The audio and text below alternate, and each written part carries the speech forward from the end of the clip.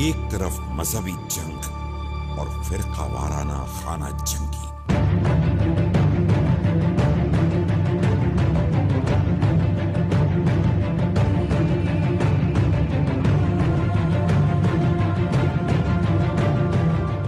دوسری طرف دولت اسلامیہ اور القاعدہ کا زیر زمین نیٹ ورک۔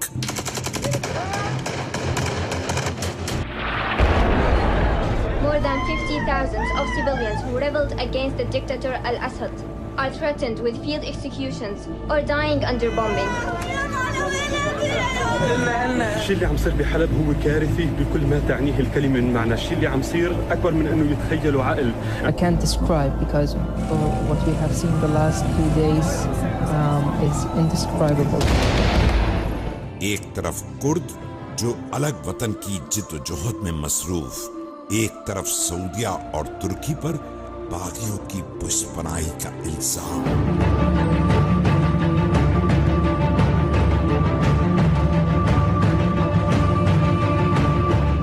دوسری طرف شام حکومت کو ایران اور روس کی حمایت کی بحث۔ ایک طرف امریکہ کی سرد جنگ، دوسری طرف روس کی تباہ کن گولی باری۔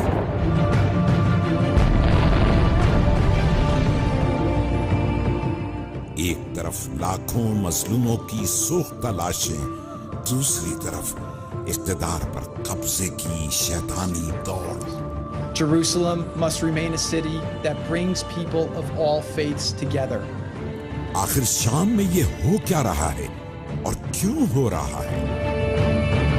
عالمی برادری کی بے حسی سب سے پہلی علامت ہے کہ وہ بعض مسائل پر خاموشی جان بوجھ کر اختیار کرتی ہے اور بعض مسائل پر جان بوجھ کر بہت زیادہ گفتگو کرتی ہے۔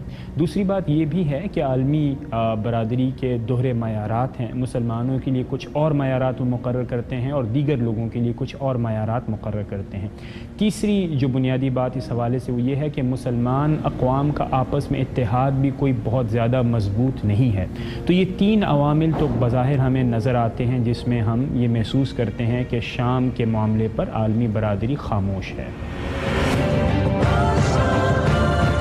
شام کے حالات کے تناظر میں اگر اعداد و شمار پر نظر ڈالی جائے تو برطانیہ میں قائم تنظیم سیرین آبزرویٹری فار ہیومن رائٹس کے شام میں موجودہ ذرائع نے مارچ 2018 تک شام میں 3,93,900 افراد کی ہلاکت کی تصدیق کی ہے، جن میں 1,06,000 عام شہری ہیں۔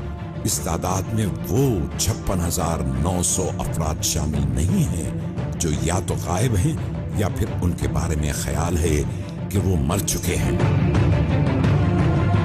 اسی دوران خلاف ورزیوں کا ریکارڈ رکھنے والے ادارے VDC نے شام میں اپنے ذرائع کی مدد سے بین الاقوامی انسانی قانون کی متعدد خلاف ورزیوں کی خبر دی ہے۔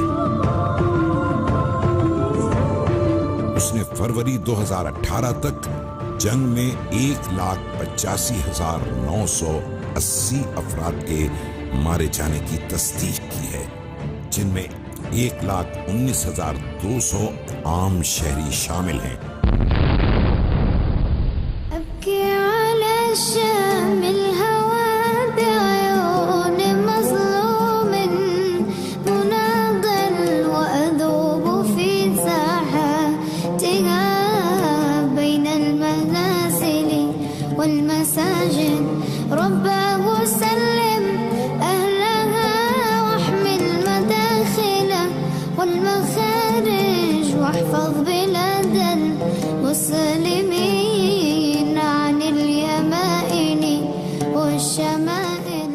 سیریا کو گزشتہ 100 سالہ تاریخ کے تناظر میں دیکھنا ضروری ہے۔ جب سلطنت عثمانیہ کے ٹکڑے ہوئے تو شام بالخصوص وہاں آمریت اور جمہوریت کے درمیان کھلونا بنا رہا، لیکن بالخصوص جب آپ حافظ الاسد اور پھر اس کے بعد بشار الاسد کا دور دیکھتے ہیں تو یہ خطہ اس وقت پراکسی وارز کا گڑھ بن چکا ہے۔ دوسری طرف اگر آپ دیکھیے تو بین الاقوامی طاقتیں یہاں پر مصروف جنگ ہیں، لیکن اس میں انتہائی افسوسناک پہلو یہ ہے کہ بین الاقوامی جو انسانیت کے ادارے ہیں ان کی رپورٹس کے مطابق یہاں پر تقریباً کم و بیش 7 لاکھ سے زائد مسلمانوں کا کشت و خون ہو چکا ہے، اور دشمن کے میزائل اور دشمن کی بمباری وہ اس میں فرق نہیں کرتے کہ یہ کس مسلک یا کس گروہ سے تعلق رکھنے والا شخص ہے۔ یہاں پر قتل عام صرف عام شہریوں اور مسلمانوں کا ہو رہا ہے، اور آپ صلی اللہ علیہ وسلم نے فرمایا کہ جب اہل الشام میں فساد پیدا ہو جائے تو میری امت میں خیر باقی نہیں رہے گی۔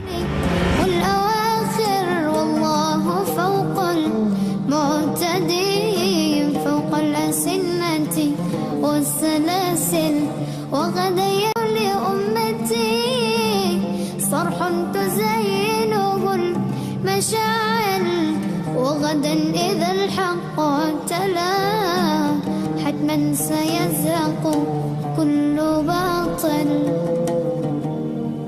اس سرزمین کی تاریخی، جغرافیائی اور مذہبی اہمیت کیا ہے؟ کیا وجہ ہے کہ روز ازل سے یہ سرزمین ہر خاص و عام کی توجہ کا مرکز رہی؟ اس خطے کے یہ حالات کیوں کر ہوئے، اور آخر یہاں جبر و استبداد پھیلانے والے مقاصد کیا ہیں؟ یہ جاننے کے لیے ضروری ہے کہ ملک شام کے تاریخی اور مذہبی منظر پر ایک نگاہ ڈالی جائے۔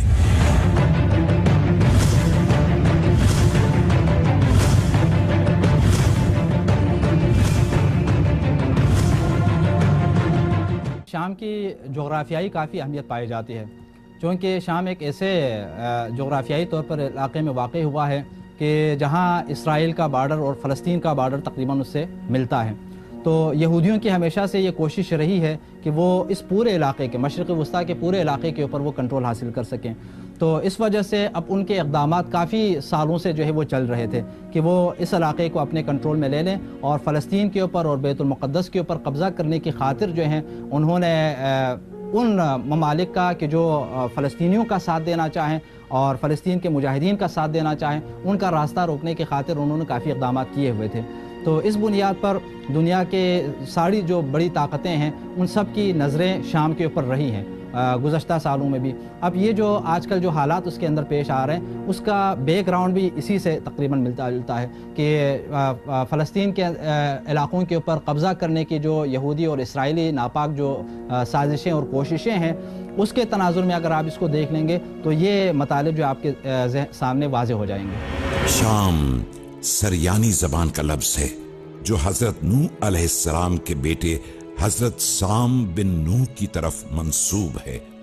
طوفان نوح کے بعد حضرت سام اسی علاقے میں آباد ہوئے تھے۔ ملک شام کے متعدد فضائل احادیث نبویہ میں مذکور ہیں۔ قرآن کریم میں بھی ملک شام کی سرزمین کو بابرکت ہونا متعدد آیات میں مذکور ہے۔ یہ مبارک سرزمین پہلی جنگ عظیم تک عثمانی حکومت کی سرپرستی میں ایک ہی خطہ تھی۔ بعد میں انگریزوں اور اہل فرانس کی پالیسیوں نے اس سرزمین کو 4 ملکوں سوریہ، لبنان، فلسطین اور اردن میں تقسیم کرا دیا۔ لیکن احادیث میں جہاں بھی ملک شام کا تذکرہ ہوا ہے اس سے یہ پورا خطہ مراد ہے جو عصر حاضر کے 4 ملکوں پر مشتمل ہے۔ تاریخ میں اس خطے کو بلاد شام کہا جاتا ہے۔ کون جانے کون سمجھے شام کے لوگوں کا غم، بکھرے آزام سخلاشی ہر طرف رنج و الم، کون جانے کون۔ حضور اکرم صلی اللہ تعالیٰ علیہ وسلم نے لفظ شام جب استعمال کیا تو یہ ایک بڑا خطہ تھا، اور یہ آج کے شام سے مختلف خطہ ہے۔ آج کا شام تو ظاہر ایک ملک ہے، لیکن بلاد شام جب حضور اکرم صلی اللہ تعالیٰ علیہ وسلم نے اس کا ذکر کیا تو اس کے اندر آج کا فلسطین بھی شامل ہے، اس کے ساتھ ساتھ لبنان اس میں شامل ہے اور اردن کا ملک شامل ہے۔ ان چاروں ممالک کو اگر ہم ملا دیں تو یہ بلاد شام کا علاقہ کہلاتا ہے۔ یہ علاقہ اس لیے بھی اپنی اہمیت کا حامل رکھتا ہے چونکہ اس میں مختلف انبیاء اور اولیاء نے اس کو اپنا مسکن بنایا ہے۔ روز و شب بمباریوں کی زد میں ہے اہل حلب،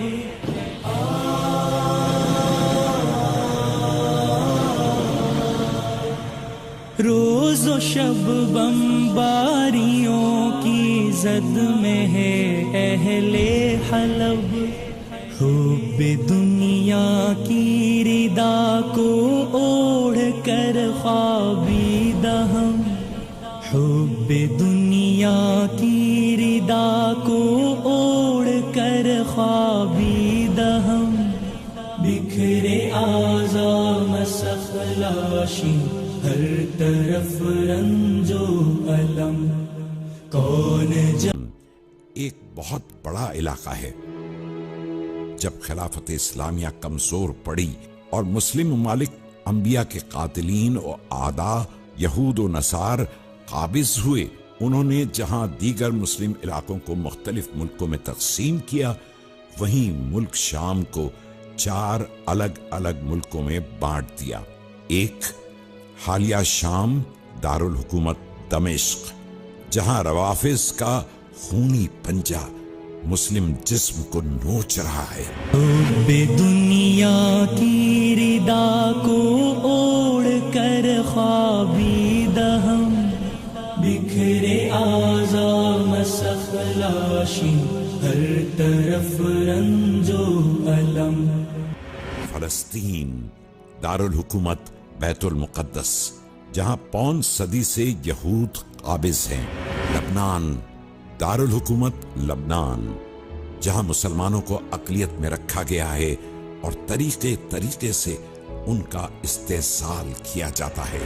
اردن دارالحکومت عمان، جہاں برطانوی استعمار کے پرانے ایجنٹ اور نمک خوار مسلط ہیں اور صحیح ہونیوں سے یاری کا حق ادا کرتے ہیں۔ جب آپ بلاد الشام یا آپ شام کے جغرافیہ کی بات کرتے ہیں تو آج کا جارڈن، فلسطین، سیریا، دمشق، یہ تمام کے تمام خطے اس دور کے بلاد الشام کے اندر داخل ہیں۔ اور آپ دیکھیے خانہ کعبہ کا ایک رکن بھی رکن شامی کہلاتا ہے، کیونکہ اس جانب سے یعنی آل الشام نبی کریم صلی اللہ علیہ وسلم کی بارگاہ میں اور بیت اللہ کے حج کے لیے حاضر ہوا کرتے تھے۔ تو یاد رکھیں کہ یہ تمام کا تمام خطہ اس دور کے بلاد الشام یا شام کے اندر شمار کیا جاتا ہے۔ اور اس کی تاریخ کے پیش نظر جب آپ اس خطے کا مطالعہ کرتے ہیں تو معلوم یہ ہوتا ہے کہ یہاں پر بالخصوص نبی کریم صلی اللہ علیہ وسلم کے عہد میں یہاں تک جب اسلام کا پیغام پہنچا، حضرت سیدنا عمر فاروق رضی اللہ تعالیٰ عنہ کے دور میں یہ خطہ فتح ہوا، کیونکہ یہ تمام کے تمام خطے عراق اور سیریا وغیرہ یہ کالونائزڈ ایریاز تھے، اور انہیں ہرقل روم نے یا ان خطوں کو عرب ممالک میں سے بعض کسریٰ نے جو ہے وہ کالونائز کر لیا تھا۔ تو لہٰذا بعد میں ان پر بنو عباس، بنو امیہ اور سلطنت عثمانیہ اور دیگر لوگ یہاں کے حکمران رہے، لیکن خاص طور پر یہ تمام کا تمام خطہ بلاد الشام کہلاتا ہے۔ روز و شب بمباریوں کی زد میں ہے اہل حلب، حب دنیا کی ردا کو اوڑھ کر خوابیدہ ہم، بکھرے اعضاء مسخ لاشی ہر طرف رنج و الم۔ اسی مبارک زمین کے متعلق نبی اکرم صلی اللہ علیہ وآلہ وسلم کے متعدد ارشادات احادیث کی کتابوں میں محفوظ ہیں۔ مثلا اسی مبارک سے زمین کی طرف حضرت امام مہدی حجاز مقدس سے ہجرت فرما کر قیام فرمائیں گے اور مسلمانوں کی قیادت فرمائیں گے۔ حضرت عیسیٰ علیہ السلام کا نزول بھی اسی علاقے یعنی دمشق کے مشرق میں سفید مینار پر ہوگا، غرض کہ یہ علاقہ قیامت سے قبل اسلام کا مضبوط قلعہ و مرکز بنے گا۔ شام کے حوالے سے روایات میں ہمیں کچھ ملتا ہے، لیکن امام مہدی علیہ السلام کے ظہور کے حوالے سے ہمیں خانہ کعبہ یا کوفے کے بارے میں ملتا ہے روایات کے اندر۔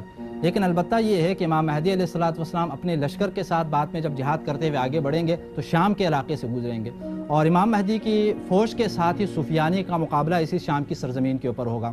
اور اگر ہم قدیم شام کے حوالے سے اگر بات کر لیں تو قدیم شام کے اندر جو ہیں فلسطین کے سارے علاقے اور اردن اور اسی طرح لبنان کا پورا علاقہ شامل تھا، تو یہی وہ علاقہ ہوگا کہ جہاں پر حضرت عیسیٰ علیہ السلام بھی اور حضرت امام مہدی علیہ السلام بھی تشریف لائیں گے، اور سفیانی لشکر کے ساتھ ان کا مقابلہ ہوگا اور باطل طاقتوں کے ساتھ ان کا مقابلہ ہوگا اور یہ انہیں شکست دے دیں گے۔